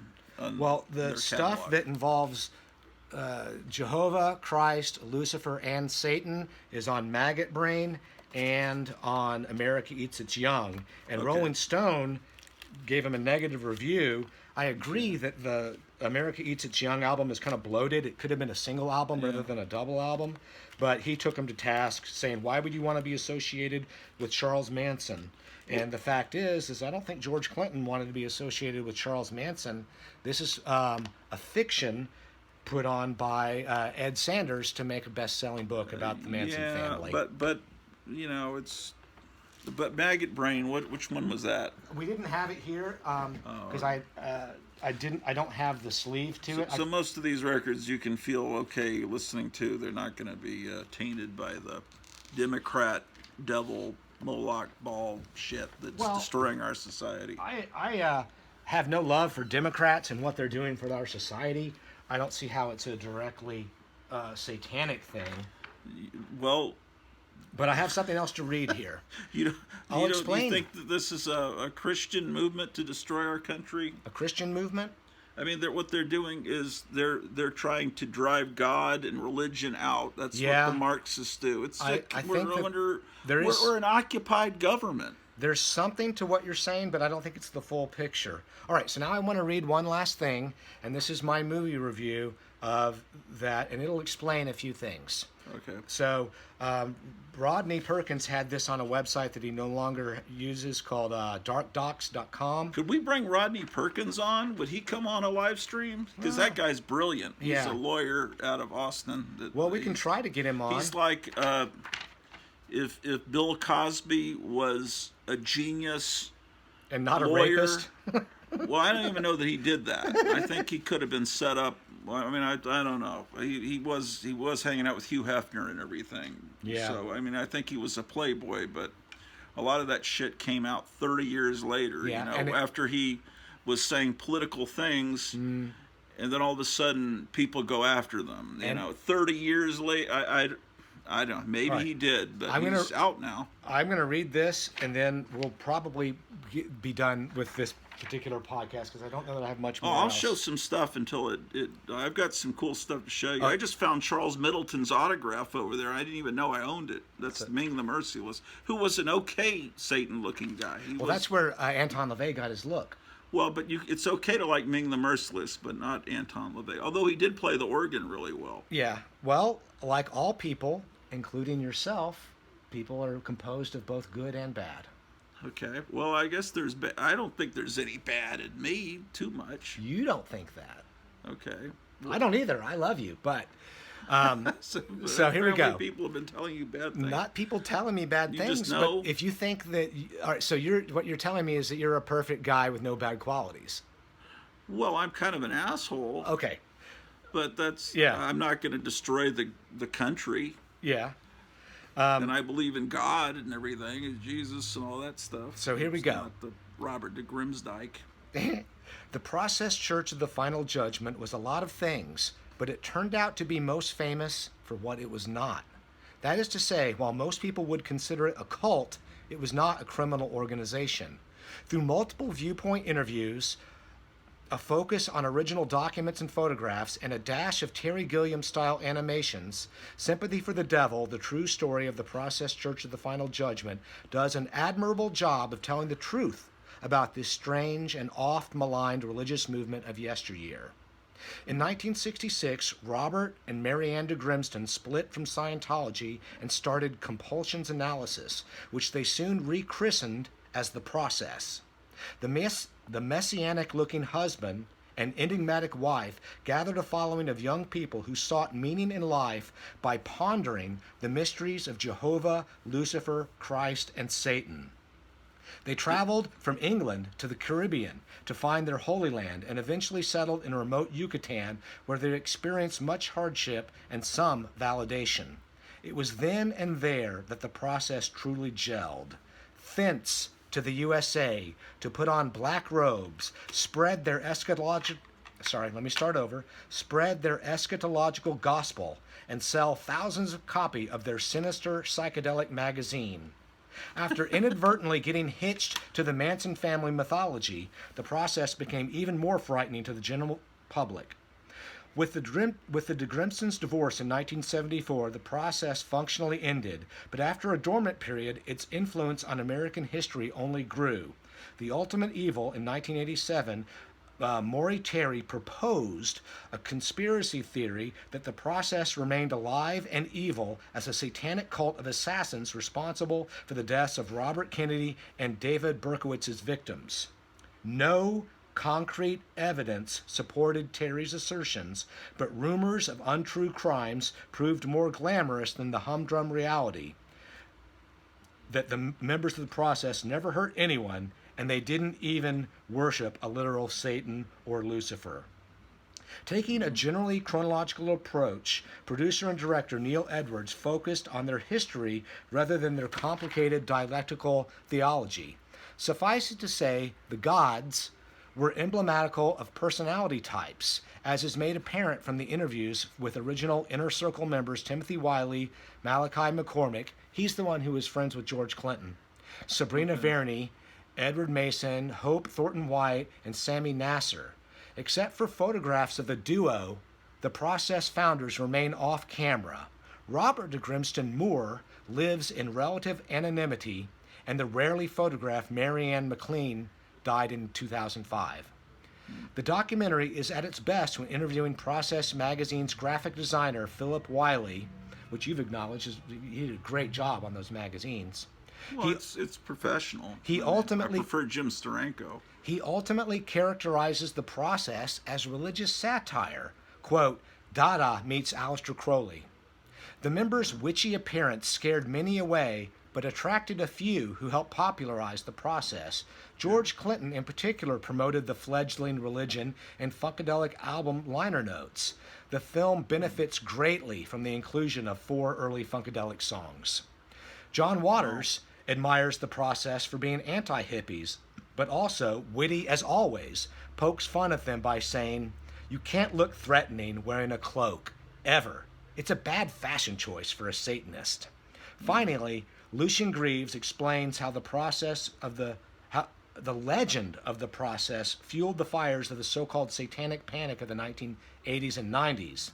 As co-founder of the Satanic Temple, he knows a lot about Satanism, both in non-theistic practice and a popular imagination. For him, Sympathy for the Devil, the documentary, had direct consequences. Filmmaker Penny Lane, intrigued by Greaves' introductory remarks at a Boston screening, decided to investigate the Satanic Temple. The result? One documentary follows another. Working Hard Movies, Hail Satan premieres at the Sundance Film Festival on January 25, 2019, and has a general release date of March 29. So this is your review. Was this published? Rodney published this on his Dark Docs documentary, which is no longer on the internet. I guess you can find it through the archive.org Wayback Machine if you look in 2019. Well, you say, okay, John Waters admires the process for being anti-hippies. Yeah. But he makes fun of them. He makes fun of the fact that they were wearing cloaks, and he didn't think that's a good fashion choice. But John Waters, that's very tongue-in-cheek. He admires serial killers. He thinks he finds that all amusing. He liked them for being... I mean, I don't think he was like buddies with the process. No, he saw them in New Orleans, and he would see them selling their magazines on street corners, and he admired the fact that they were anti-hippies. Yeah, well, I know what John Waters... the first time I saw Pink Flamingos, you're horrified by it. And then after a while you think, well, no, there was something about that movie. I want to go back and watch that again. And then I realized what he's doing is he hates hippies, and it was 71 when Pink Flamingos, 72? I think 71 was Multiple Maniacs. Yeah, 72. And so what he was doing, well, he's probably filming in 71, he's using all these 50s rock and roll songs that he loved as a kid, and by playing that horrifies hippies because they hate the 50s. The 50s is... And that's why all these scum Satanist assholes hate Trump. He says he wants to make America great again. He's saying, I want to make it like the 50s. And they say, that was a terrible time of all these horrible evils.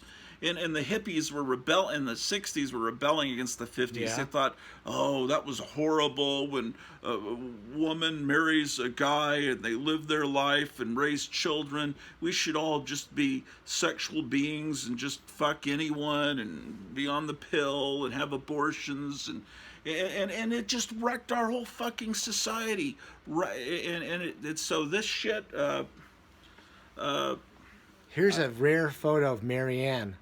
And there's Robert de Grimston. So by playing that rock and roll in Pink Flamingos, and the things, and showing the hippies as being cannibals and everything, and eating dog shit, it's just,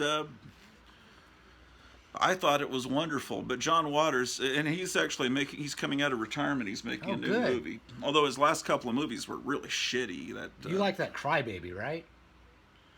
Crybaby was not Hairspray. The original Hairspray was great. Crybaby was I don't know if it holds up today. I'm going to show off one last thing. In Esoterra, Chad Hensley's zine, I was published. I wrote an article about my friend Harry O. Morris, the artist and illustrator, and he's the man who quote unquote discovered Thomas Ligotti. So he is a super important dude, and his magazine Nyctalops was a surrealist Lovecraftian magazine. And when was that published? And throughout the 1970s and up until, I guess, about 1990. So Harry Morris was a Lovecraft fan? Oh, yeah. Here's a cover of The Ultimate Evil that I don't have here. That's the paperback. Yeah, that's the. Yeah, it was the 80s. It was everyone was into this reading books about all this stuff. Yeah. So that's how you could get your book, published, by making up some stuff and, some facts, some fiction, makes it titillating to the public, and you sell a bunch of copies. Whether they were involved, the Son of Sam killings were satanic. But what he was influenced by, as far as maybe he was just influenced by demons themselves. And the Robert Kennedy thing was very mysterious. A lot of the shit's very mysterious. Did seem like a strange. The Las Vegas shooting that was immediately dropped because apparently people realized what was really going on, and so it just immediately just wiped from the news. There's a lot of horrible shit going on, and it's been going on since time immemorial. So the fact that the answer is not like in the last few decades. There are no good guys. There are no bad guys. There's just a continuum of. Well, that's a certain way of looking at things, but there are people that. It's a balanced way of looking at things. You can't say everybody's a complete mixture of good and evil. I mean, there are people that. Everyone's got little flaws. Yeah. But you can't say everyone's right in between, because then this morally relative attitude. Well, say Charles Manson, who. Yeah, that's what this Nicholas Schreck is like. Well, he's not bad. He's got good and bad. He likes dogs. He wants to save nature. There are people that are more bad. I mean, if they're in prison, they're probably more bad than good. I acknowledge that Charles Manson belonged in prison. He was an irredeemable criminal. However, he was not always out for bad. It's because you're not. I don't know that you're born evil. Okay. He was born to probably a bastard child, to a mother that was. Probably, I don't remember. She's was an she alcoholic. A prostitute, alcoholic? Who knows? That's usually what happens with serial killers, Henry Lee Lucas, whatever. And then he was put into prison when he was an adolescent, and then his male role models were these gangsters from the 20s and 30s, that taught him how to be a pimp. It taught him how to, hey, I used to rob, all the people that you read about in the crime magazines, the old. They were his daddies in the prison. And so he gets out of prison, and all of he goes in, I guess, probably in the 50s when everything is normal and pretty good. Yeah. And there are things that were problems in the 50s, like segregation in some parts of the country, not all of the U.S. But other than that, the 50s, the music, the culture, the cars. I don't like the asbestos. That was a problem in the 50s. But there's problems at any time. But the 60s is when, after the Kennedy assassination, everything went to hell. And then he comes out of prison, and all these girls are lost. Yeah. They're just willing to open their legs for any idiot that comes along. And he comes out, and he knows how to manipulate women because he's been taught for years. His school is in a prison where they teach you how to manipulate weak, damaged women that have run away from home. So that's basically what happened. He was molded into that. I mean, I don't think babies are born to be killers. It might be a little. Sometimes, two scumbags come together and have a child, and then it's adopted by some nice people, and it turns out to be a scumbag because maybe there's a genetic component where you're hardwired to be evil, but there are demons out there. Really? And these Scientology process idiots think they're aliens, right? That come from the planet Xenon or whatever, and that they come into. But it's just all made up. Well, I mean, you can think that, but the people that run our country sure believe in it, and they're, fucking Hillary Clinton's writing emails. I'm gonna have to sacrifice a chicken to Moloch about that. I want to go on record as saying John Podesta with the spirit cooking shit. What do you think of the spirit cooking shit? I didn't get to say my thing, so no, I'm go ahead, just gonna say your stop. thing, man. No. The moment has passed. The moment is past. Say it, man. Well, I had to remember Spirit Cooking. I forget her name, that fucking old witch that all the politicians love. Well, are you going to the Spirit Cooking Festival with us? We're going to paint the walls with child's blood and cut our fingers. You look at John Podesta, he cuts into himself, and he was just reinstalled not by Biden. He doesn't do a thing. He's just a puppet. The same fucking Satan worshippers that were in during Obama's presidency, and then they intended Hillary Clinton to follow up, and then they were going to have 8 years of slowly destroying the country, but Trump got in. Now they've got to rush and do it quickly, and then it's becoming obvious what they're doing because they're doing it so quickly that even a moron could see. His first day in office, he shuts down an oil pipeline.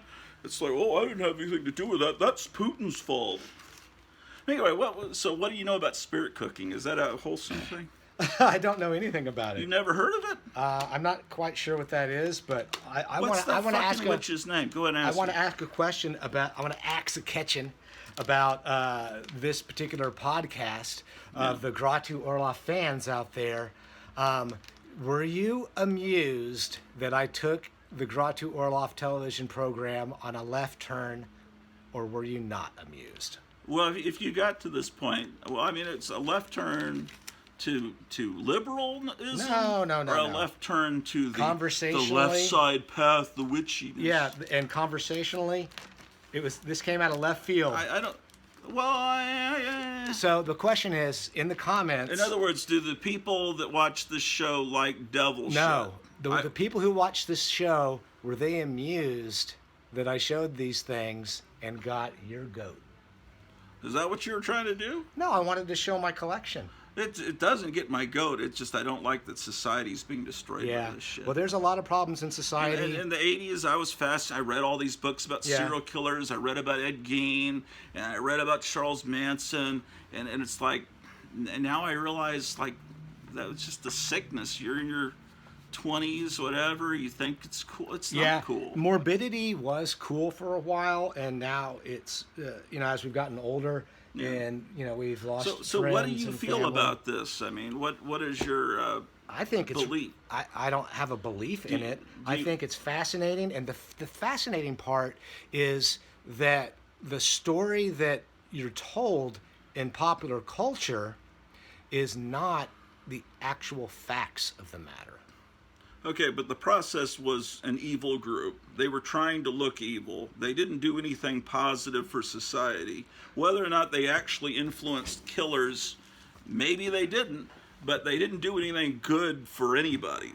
So I guess you're going to turn it down if I were to offer to give you one of my process badges. These are not originals. Well, what am I going to do with them? Like, if I have a hole in my jeans, I didn't wear jeans. I don't have any jeans that fit me anymore. I've gotten so fat. You wouldn't give me those. Those are so. Anyway, what is your? Do you have any religious beliefs at all? Well, I think that religions are made up by people in order to control other people, and the fact is that people need some kind of external moral pressure in order for society to work well. And so in antiquity, different cultures came up with gods to enforce morals. Well, I was talking about that the other week on Horror Mike's live stream. I was saying the fact is that it's all made up by people trying to control other people. If somebody tells you that they have found the answer through religion, they're either delusional, or they're trying to sell you on something, or they are in fact the one person out of all humanity who's really figured it out. So when after death, what happens? I don't know the answer to that, but I don't think it's going up to heaven to play on a harp. Well, were harps ever mentioned in the Bible? I don't know. I don't think so. By the way, did the process use the Bible? No, What is I their don't think text? they did. Their little magazines? They wrote their own texts about, and they're very, but they're influenced by the King James Bible in the tone and the strength of the language. So there is a King James Bible influence on the Well, there's process. the King James influence on the Thor comics and the way he talks. Well, I but, mean, the most of our language comes out of Shakespeare and King James Bible, yeah, and that's from the same early 17th century. So Yeah. our English language started being codified at that time yeah. with regular spellings. Well, they didn't really have regular spellings back then, but I don't think Have people, you ever had gone?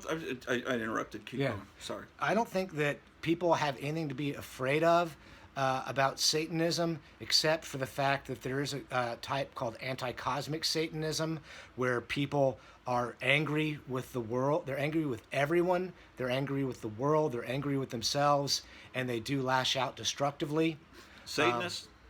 Anti-cosmic Satanists, and then Anti-cosmic. and then there's criminal Satanism, like the Santeria stuff out of Matamoros, was Yeah, that yeah. 1988 or 89. So Right, that yeah, is a criminal. that shit's still going on. That's criminal Satanism. Okay. And then what else? There seems like there was another bad strain of it. So what's the good strain of Satanism? Well, the good thing about Satanism is that it requires that you be responsible for your own life, and that you may judge people and things how you choose, not how an external religion tells you, and that you can be the best person that you can while you're here on earth to enjoy life's pleasures. That's what Satanism is really about. And the actual threat of Satanism on religious people is telling those people's children that there is no God, and that Why would you talk to someone's children and tell them that? I don't talk to anybody's Well, I children. don't mean you metaphor. You. Well, because children are impressionable, but that's who's what, behind these drag queen story hours? I have no idea. Is that that couldn't be a satanic thing? It could be. In fact, my main complaint with the Satanic Temple is that it's so caught up in all that transgender stuff that does nothing for me, because I don't. All that's satanic. Yeah, I don't have gay pride. I have heterosexual lust, and if that's a problem for somebody, then they can just go jump in a lake.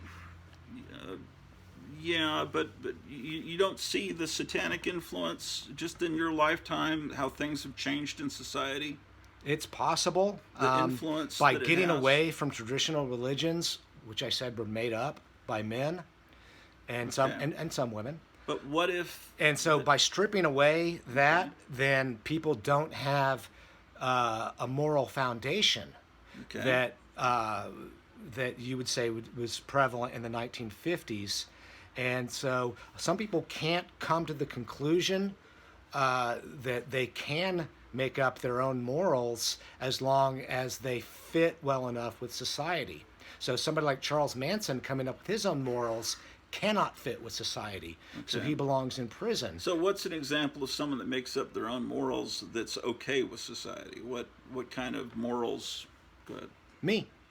Okay, what is your moral code? I make up my decisions on a case-by-case situation as to whether something is appropriate or deserves respect.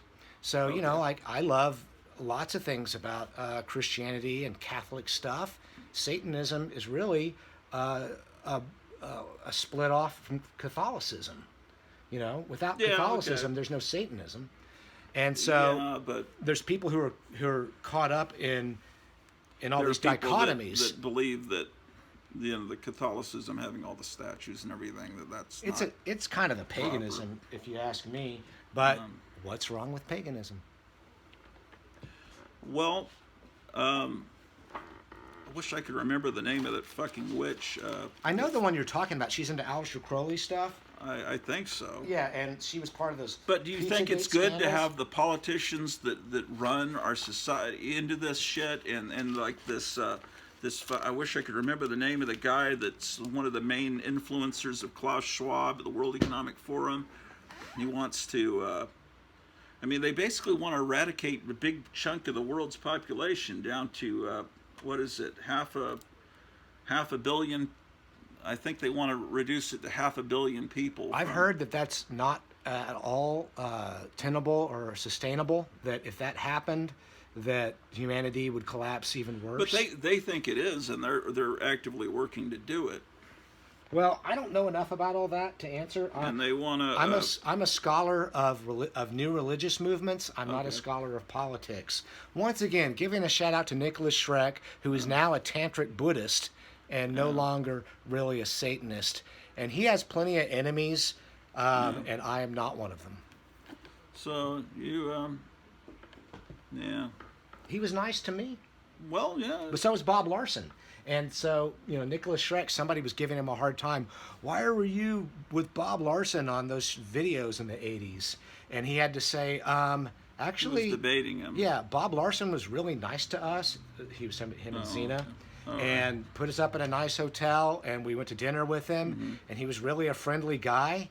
And that's kind of my experience with Bob Larson. Well, then that's I love the way Bob. that a Christian should be. Yeah, I love Bob Larson. And he thinks that, I'm his enemy or something, but that's not the case. I just don't agree Well, with Bob him. Larson, does he know you by name? Is he Well, no, aware but of you? yeah, we did those interviews. Gratu Orloff purchased a book that I was published in called Satanic Panic, where I wrote about prank calling talkback with Bob Larson, but he hasn't read it yet. No, I haven't read it yet. I will read it. It's a very funny thing that I wrote, and I'm tooting my own horn, but it's pretty humorous because we talk I about heard the original calls when they were pranking on. Bob Larson, and Bob Larson was was it the 80s or early 90s? 80s and 90s. Yeah, it was 80s because I remember he did a show about the 1989 Batman. He thought that movie was. And looking back on it, that movie did have problems. I see. At the time, I thought he was funny when he did his show. It was a radio show. Talkback with Bob Larson. Yeah, and I thought, well, this guy's just ridiculous. He hates everything. He's Yeah, he like does. Mikey. But No. then I realized, well, just about everything's got a satanic influence in it. Why do you have in a comic book movie? Do you have Vicky Vale slowly sliding down towards the Joker's crotch? Why did you do that, Mr. Tim Burton? What's the fucking point of having a blowjob joke in a movie? Batman's been aimed at 10 and 12-year-olds since it started in the late 30s, and then you turn it into this. I like the movie. But I don't remember like, a blowjob scene in Batman. It's at the end. They're up on the top of some church or something in a steeple, and she's trying to trick the Joker, and she's slowly pretending like she's gonna go down on him. It's like, why did you do that? Can I say one last thing? Sure, yeah. This book, 3 Myths of Gods, Devils, and Beasts, is still in print. I have it on eBay. My username is Pentaradial. What else? Sorry. Go ahead. Pentaradial. Pentaradial. What are you selling it for? On eBay right now, it's $12. Sometimes I fluctuate the price depending on my mood. How many? You probably don't want printed- to say how many you've got. 'Cause Well, then I that- printed 1,500 of them in 1997, and there's not many left, but it's hard to sell out a book when you're self-promoting So it. you paid to print them. Yeah. Now, I guess the thing now is you just give a digital file to Amazon and people order it, then they print the book within a day. You know about that? Well, yeah, but they don't do that with this. Well, I mean, in that case, if you do that, then you only have as many books in existence as people that have ordered it. So you may have written a book, but only 3 copies exist. That's how some of these things are really rare books because, let's see if this is